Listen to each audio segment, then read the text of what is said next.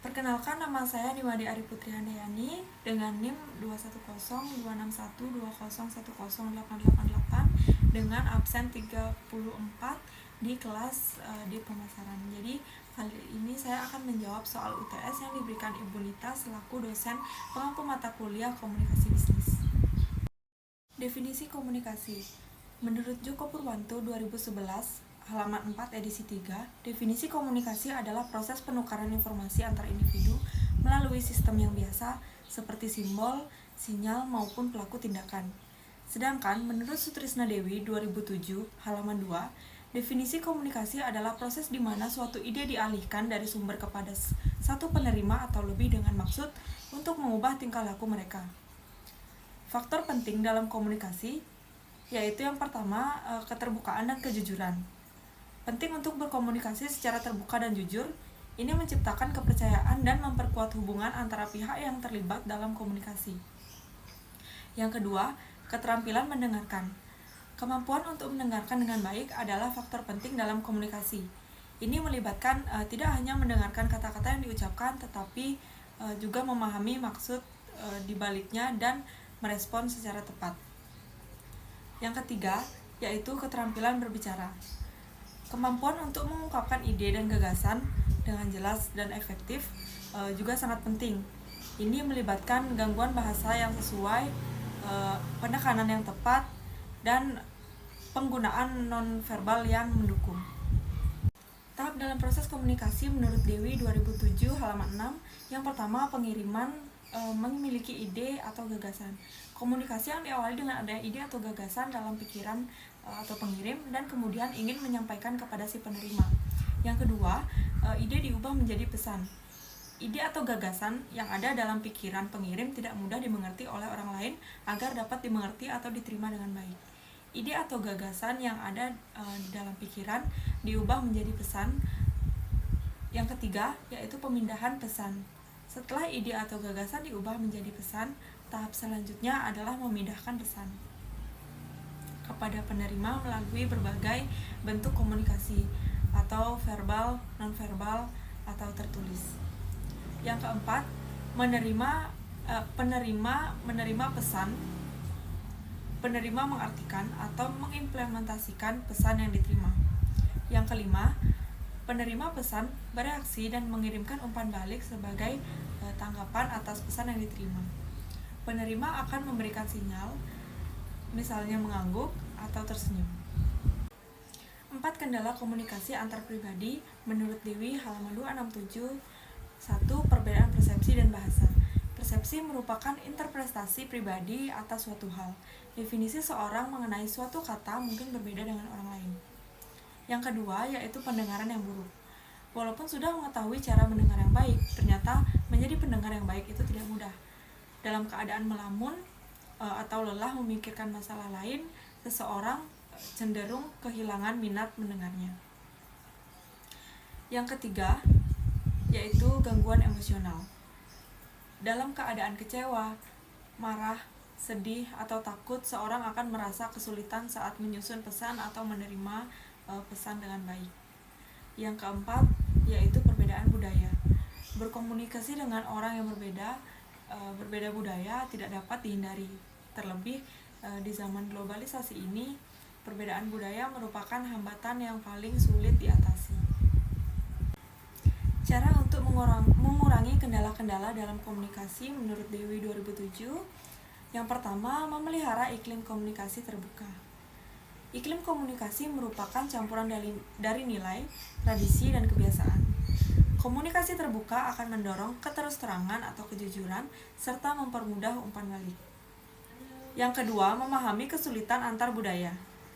Majunya perkembangan teknologi dan informasi menyebabkan terjadinya interaksi antar budaya, baik lingkup regional, nasional, dan internasional. Memahami latar belakang, pengetahuan, kepribadian, serta persepsi antar budaya akan membantu mengatasi hambatan komunikasi karena perbedaan budaya. Yang ketiga, menggunakan pendekatan berkomunikasi yang berpusat pada si penerima. Seperti tetap mengingat penerima saat sedang berkomunikasi, sikap peduli, empati, peka terhadap perasaan dan kepentingan orang lain bisa menjadi kunci keberhasilan dalam berkomunikasi. Yang keempat yaitu menggunakan teknologi secara bijaksana dan bertanggung jawab untuk memperoleh dan membagi informasi. Fungsi komunikasi dan organisasional menurut Dewi 2007 halaman 23. Yang pertama ada informatif. Pimpinan dan anggota membutuhkan banyak sekali informasi untuk menyelesaikan tugas mereka. Yang nomor 2 yaitu pengendalian atau regulatory. Komunikasi berfungsi sebagai pengatur dan pengendali organisasi. Komunikasi ini berupa pengaturan, prosedur pemerintahan, dan laporan. Yang ketiga yaitu integratif. Dengan adanya komunikasi organisasi yang terbagi menjadi beberapa bagian atau departemen akan tetap merupakan satu kesatuan yang utuh dan terpadu. Apa itu komunikasi lintas budaya? Menurut Dewi 2007 halaman 31, proses pengiriman dan menerima pesan bisnis antar individu yang berbeda budaya. Menurut Joko Purwanto 2011 halaman 66, komunikasi lintas budaya penting karena dari sinilah kita dapat melihat perkembangan atau tren yang ada pada saat ini. Komunikasi bisnis lintas budaya sangat penting bagi terjadinya harmonisasi bisnis antara mereka. Pertama, budaya formal. Ciri-ciri budaya formal cenderung terstruktur, diatur oleh aturan dan protokol yang jelas. Komunikasi biasanya dilakukan sesuai dengan hierarki dan prosedur formal yang ditetapkan. Yang kedua, budaya informal. Ciri-ciri budaya informal cenderung lebih santai dan tidak terikat oleh aturan yang ketat. Komunikasi lebih fleksibel dan lebih terbuka, seringkali melintasi batas hierarki. Yang ketiga, budaya teknis. Ciri-ciri budaya teknis biasanya terkait dengan lingkungan kerja atau industri yang memiliki pengetahuan atau keahlian khusus. Komunikasi cenderung fokus pada terminologi teknis dan pembahasan yang mendalam tentang masalah yang berkaitan dengan bidang tersebut. Cara mengembangkan keterampilan komunikasi lintas budaya menurut Dewi 2007 halaman 36 dengan cara mempelajari apa yang dapat dilakukan oleh seseorang tentang budaya tertentu untuk menemukan bagaimana mengirim dan menerima pesan lintas budaya secara efektif. Perbedaan antara Fundeskultur dengan Deep Culture. Budaya dibagi menjadi dua kelompok menurut Joko Purwanto 2011. Surface kultur atau budaya permukaan yaitu seperti makanan, liburan, gaya hidup, dan sedangkan budaya tinggi atau deep culture yang terdiri atas sikap, nilai-nilai yang menjadi dasar budaya tersebut. Saluran komunikasi formal dan non-formal mengacu pada cara di mana pesan disampaikan dalam suatu organisasi atau konteks sosial. Saluran komunikasi formal ini adalah jalur resmi atau terstruktur yang digunakan untuk mentransfer informasi dalam suatu organisasi. Biasanya mengikuti hierarki dan prosedur yang ditetapkan. Contoh termasuk memo resmi, laporan tertulis, rapat formal, dan komunikasi langsung antara atasan dan bawahan. Tujuan utamanya adalah menyampaikan informasi terkait tugas dan tanggung jawab organisasi secara resmi.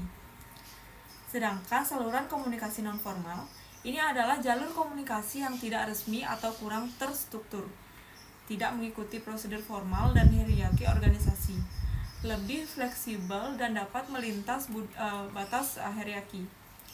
Contoh termasuk percakapan sehari-hari di ruang kantor, pertukaran informasi di luar pertemuan resmi, dan interaksi di media sosial. Tujuan utamanya adalah membangun hubungan pertukaran informasi informal atau memperkuat ikatan sosial dalam organisasi. Sekian jawaban materi UTS komunikasi bisnis dari saya. Apabila ada kesalahan kata, saya mohon maaf. Terakhir saya ucapkan terima kasih.